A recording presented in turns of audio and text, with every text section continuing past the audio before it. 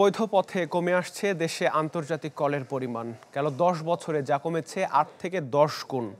যুগোপযোগী নীতির অভাব, অবৈধ ভিওআইপি ব্যবসা ও প্রযুক্তির প্রসারে কঠিন হয়ে পড়ছে আইজিডব্লিউ অপারেটরদের ব্যবসা।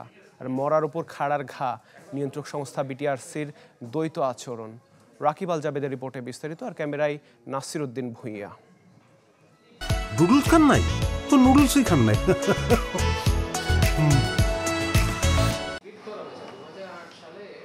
বৈধ পথে দেশের বাইরে থেকে আন্তর্জাতিক কল আসা যাওয়ার মাধ্যম ইন্টারন্যাশনাল গেটওয়ে আইজিডব্লিউ, যাতে যুক্ত রয়েছে বেসরকারি খাতের 23টি সহ সরকারি প্রতিষ্ঠান বিটিসিএল।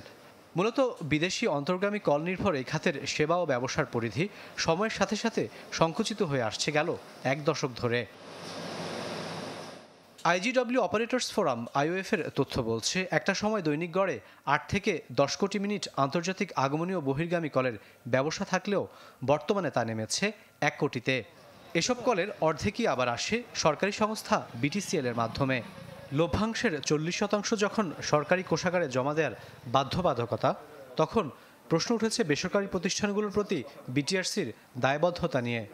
আসলে আমাদের কল প্রতি বছরই আপনার কমে যাচ্ছে এবং ভয়েস কল তো আপনার প্রতি মাসেও কমে যাচ্ছে, এরকম একটা অবস্থা। এবং লাস্ট 6 মাসে আমার মনে হয় সবচেয়ে বেশি হারে কমেছে। আর ইলিগাল যে বিষয়গুলো আছে এবং এগুলোকে আপনার যদি আমরা একসাথে যদি এগুলোকে ফেস করি, এই বিষয় বুঝে যদি বিটিআরসি আরেকটু আপনার পজিটিভ ইনিশিয়েটিভ নেয়, আমার মনে হয় পুরো সেক্টরের জন্য এটা ভালো। আমরা দেখতে পাচ্ছি যে টেকনোলজির পরিবর্তনের কারণে মানুষজন যে ট্র্যাডিশনাল যেভাবে ফোনে কথা বলতো, সেই ফোন কল থেকে আসলে এখন সবাই ওটিটির দিকে মুভ করে গেছে। এই জায়গাটাতে আমি মনে করি সরকারের আসলে বুঝতে হবে তার প্রায়োরিটি হচ্ছে হলো এই বিজনেসটাকে থ্রাইভ করতে দেওয়ার জন্য যে এনভায়রনমেন্ট, সেটাকে ইনশিওর করা।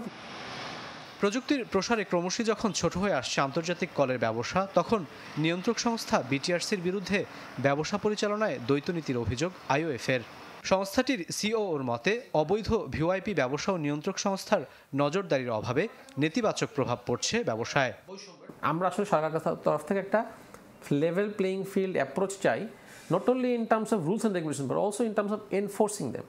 সরকারি কোম্পানি বিটিসিএল এর কিন্তু বিটিসিএল বিটিআরসির কাছে 1800 কোটি টাকার বেশি এখন পর্যন্ত না দিয়ে ব্যবসা করে যাচ্ছে। প্রাইভেট সেক্টর আমরা কোনো কোম্পানি যদি আপনার টাকা দিতে দেরি করি, আমাদের উপরে 15% বাৎসরিক 15% হারে লেট ফি ইম্পোজ করা হয়। লেভেল প্লেইং ফিল্ড না এখানে আসলে, কারণ বিটিসিএল কিছু অ্যাডিশনাল অ্যাডভান্টেজ পায় সরকারি অপারেটর হিসেবে। তারা ডিসকাউন্টিংও দিচ্ছে, যে রেটে কল আনার সেটাও দিচ্ছে না। সরকারের রাজস্ব আয় বাড়ানোর পাশাপাশি আইজিডব্লিউ খাতের বিকাশে ট্যারিফ হালনাগাদের দাবি জানিয়েছেন খাত সংশ্লিষ্টরা। দেশে ক্রমশই কমে আসছে আন্তর্জাতিক কলের ব্যবসা। এতে সরকার একদিকে যেমন রাজস্ব হারাচ্ছে, অন্যদিকে ব্যাপক ক্ষতির মুখে পড়ছেন আইজিডব্লিউ অপারেটররা। তাই দ্রুতই নিয়ন্ত্রক সংস্থা বিটিআরসির কাছে আন্তর্জাতিক এসএমএস পরিচালনার অনুমতি চেয়েছেন খাত সংশ্লিষ্টরা।